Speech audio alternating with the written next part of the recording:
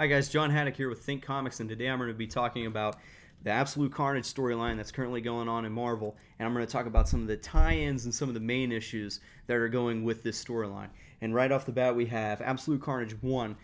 This is the foundation issue. This is the very first one of the storyline, and it basically, highlights how deadly Carnage is, what his goals are, and we get to see Spider-Man and Venom team up, and we get to see how deadly Carnage is and how that team up may not be as strong as they think it is to defeat Carnage. Now I'm going to go into the tie-ins. Now what I want to explain about these tie-ins is there's no order to really read them. As long as you read this book first, your Absolute Carnage book that comes out the first the first month part, this book will come out, and then the tie-ins usually follow it. Make sure you read the Absolute Carnage book before you go into the tie-ins, and these can be read in any order. The first tie-in we'll go over is Absolute Carnage versus Deadpool, and this is what you would expect from a regular Deadpool tie-in. The Merc with the Mouth is dealing with Carnage, and he's gonna get the wake-up call on how menacing Carnage is, and he's gonna have to even retreat and recoup because Carnage has an army of symbiotes, and he is killing anyone who's ever had a symbiote to make himself more powerful. The next is we have Scream issue 1. Now this is the variant cover, and this book it was okay. Didn't hate it, didn't really like it. Doesn't really move the story around. If you're a fan of Scream, you're a fan of the good artwork, this book has a lot of action in it. You get to see just how in depth the army of Carnage is, and it shows kind of his reach on the city that he already has. One thing I'm noticing with these tie-ins, and especially the ones that focus on one or more characters, is that it's highlighting people who have had the symbiote or worn one over the course of the stories.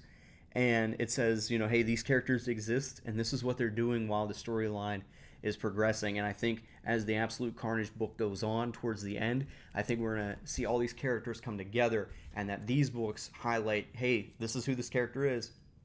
This is what they've been doing, and if you want to learn more, you can read about these guys. But I think these are just calling issues to certain characters to remind you of who they are and where they stand in these series. If you really like Scream, I'd definitely pick this up. I don't really know somebody who's a really big Scream fan, but I enjoyed this book. Like I said, heavy on the action. The art was good. Nothing, amazing about it, but it was fun. Here we have my favorite tie-in so far. This is Absolute Carnage Separation Anxiety, and this book is awesome.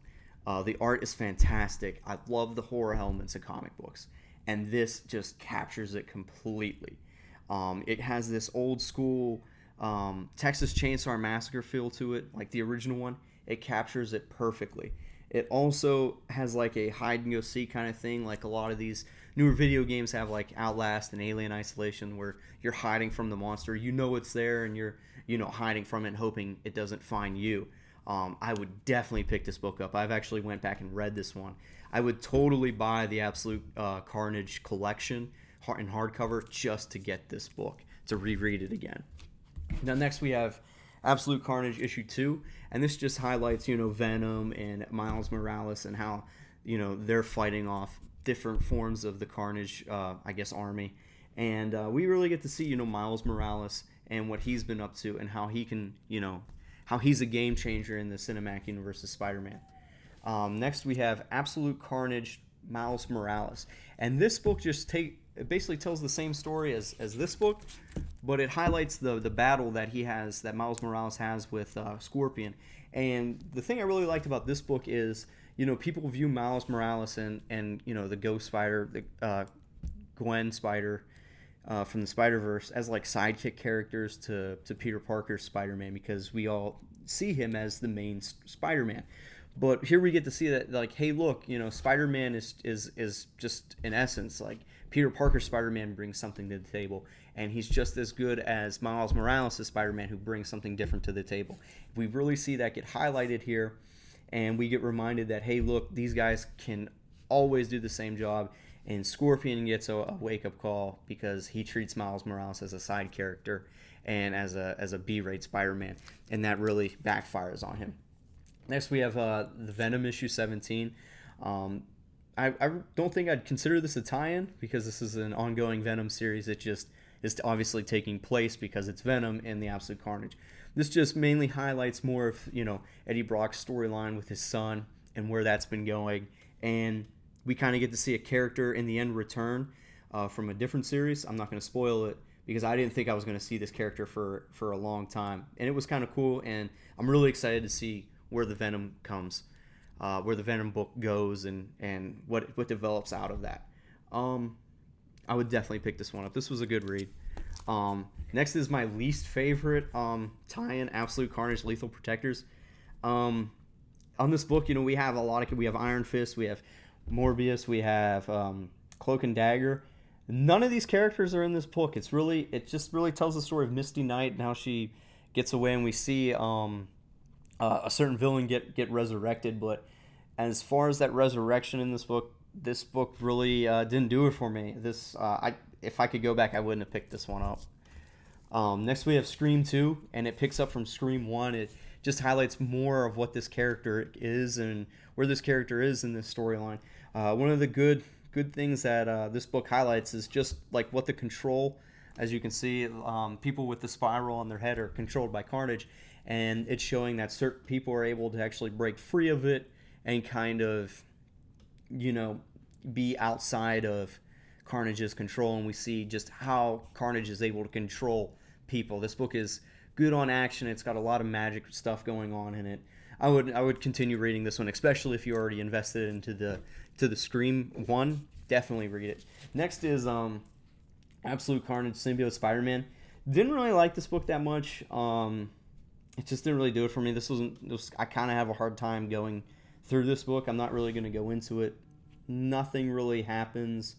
I know this features the villainess. I believe her name is the White Rabbit. She's in this a lot. We see Carnage rip the spine out of another guy in the end. Just really not. It was whatever. So far, I'll say this: I really enjoy what they've been doing with the Absolute Carnage line. It's definitely something that I can see Marvel kind of going overboard with tie-ins, but so far the majority of these tie-ins have been, they've accomplished what they wanted to do. They've established characters that we haven't seen for a long time or thought dead, and said, hey, look, these characters are still relevant. They brought them back into the centerfold, and they got a lot of buzz around it. And they've brought back Spider-Man and Venom, and they've shown their relationship and how it's changed a lot.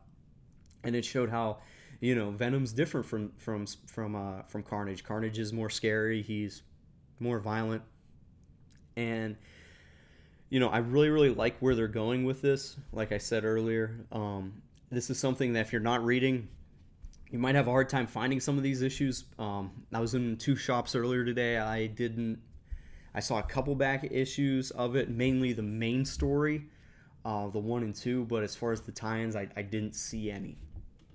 And like you can always go online and find those probably for a little more plus shipping, so it all depends.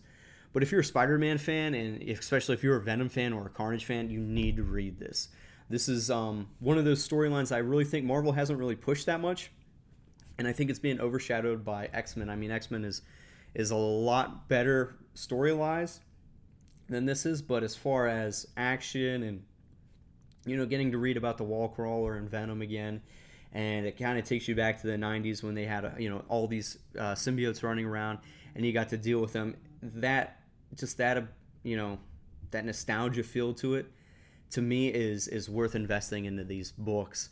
I can't stress that these tie-ins, you really don't need to read them. If you're a super fan, if you're a collector, get them. The real one I would definitely recommend is the Absolute Carnage, Separation Anxiety. That is a must read. I really had fun with that. But as far as Absolute Carnage goes, love it so far. Can't wait to see how it ends, and I'm eagerly awaiting issue 3. And that's all for me. Keep reading comics, guys, and support your local comic book shops. Thanks.